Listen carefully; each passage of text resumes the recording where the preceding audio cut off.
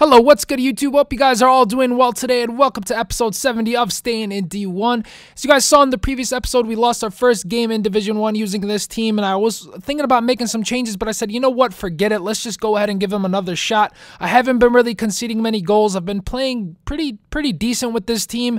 I haven't really been dominating games like I want to, but at the same time, they're not really the worst team that I've used. So I said, let's just give them another shot. Let's see how it goes. And I did not go ahead and make changes.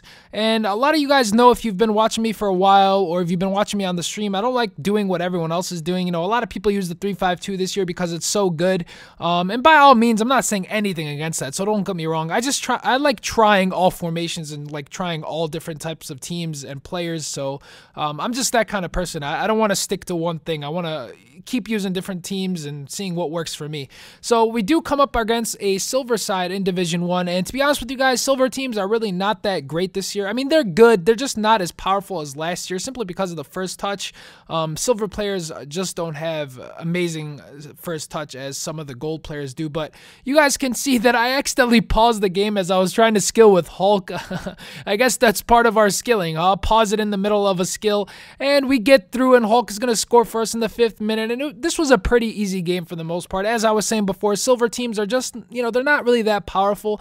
Obviously, you can probably make some nice silver teams that are really good, but for the most part, they're not as common as last year. Last year, you would see a lot of them. Again, here we break free. 25th minute, Quagliarella with his weak foot goes near post, and it goes in to give us the second goal. And we were just on attack mode the whole game. A nice over-the-top through ball here to, of course, Quagliarella again, who's going to do some nice work to shake off a couple of defenders. Very nice ball control here. Pass it into Fellaini. Pass it into Witzel, who's going to do some great work. Passing one defender. Weak foots it right to the far post. 43rd minute goal. And then in the second half, we get a free kick with Andrea Pirlo. I'm licking my chops. Look what happens. Hits the crossbar. A bit unlucky. Andrea Pirlo is one of my favorite free kick takers in this game. Him and Mikli are probably my top two favorites to take free kicks with. But again, a nice little passing sequence to Andrea Pirlo, who's going to put it in for us to make up for that missed free kick. And that's going to be the 4th goal of the match. But he does eventually do some nice passing, breaks free, goes near post, and scores one in the 64th minute. But I was still in attack mode despite being up 3 goals. I'm going to go ahead and get the ball over to Hazard to do some nice work on the wings there. Just blows by defenders like it's his job.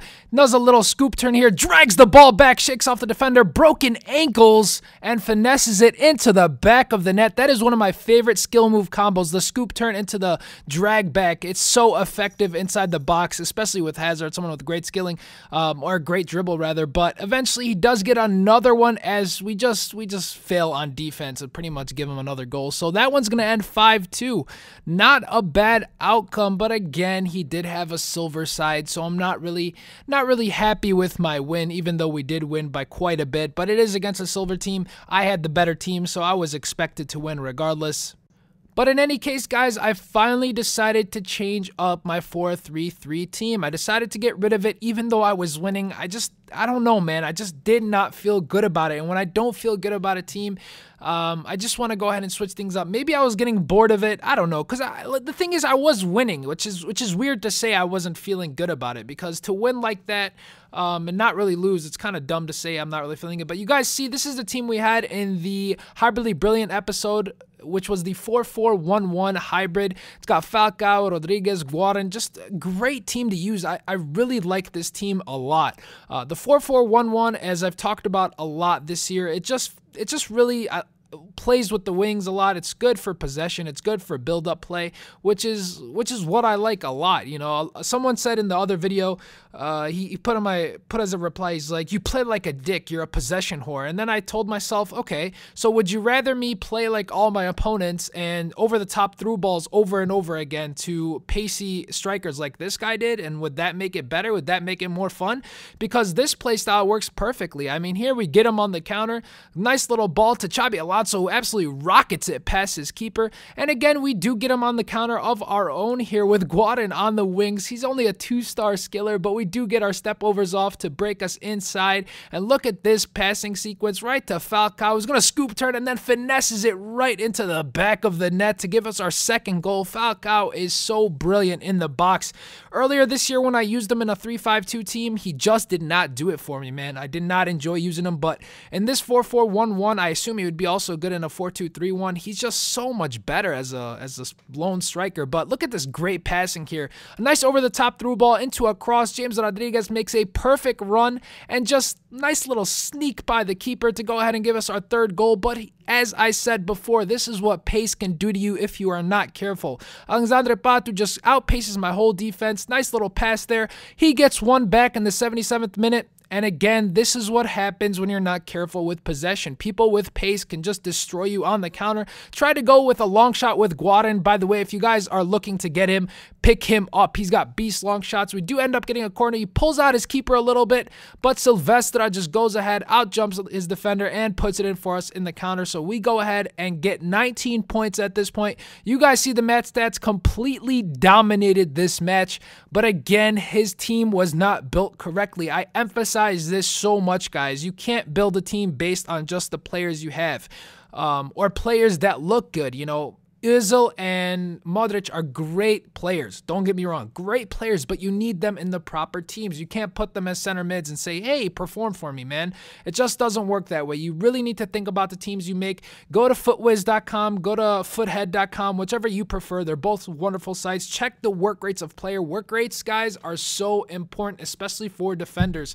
I cannot stress that enough. You have to check work rates when making a team, especially for at the back teams this year. You're really limited with your left and right backs because there's not many who don't have a high attacking work rate. So do be careful when you make your teams. That's my best advice for you. Make sure you know, also test out your teams in tournaments if you have to. If you don't feel comfortable going into divisions right away, which I usually think is the best thing to do, is testing out in tournaments, because you usually come up against I don't want to say less sweaty. I don't like the term sweaty. I should say maybe less competitive opponents. I'm not really sure what to say. I mean, there's definitely easier opponents in tournaments than there are in Division 1. With that said, guys, I do want to say that we have a schedule for uploads that I'll be starting next week, probably after Christmas. If you guys want to see the schedule, if you go to my channel on the page to the right where it has all the information, it has what we're going to have Monday, Tuesday, Wednesday, Thursday, and it's going to be a lot more organized for you guys. It's going to be organized for me, and I'm just going to follow that schedule from here on out. And then what I'll do is I'll throw in little trading tip videos throughout the way, because those are a little bit harder to do with having to record in such a time constraint. So I'll do that for you guys. Let me know what you think. Go ahead and check out the schedule. If you guys think there should be adjustments to it, you know, let me know. I always listen to everyone's feedback. I always read the comments, since I don't really get much comments on my videos, so I'm able to go through all of them and reply to them and all that good stuff. Anyway, sorry for rambling, guys. Hopefully you guys liked this episode. If you did, please give it a thumbs up. It helps me out a lot. And if you like this content, please subscribe to the channel, because I upload daily and I'm sure you guys will enjoy it. With that said, you guys all have a good night. Take care. Peace.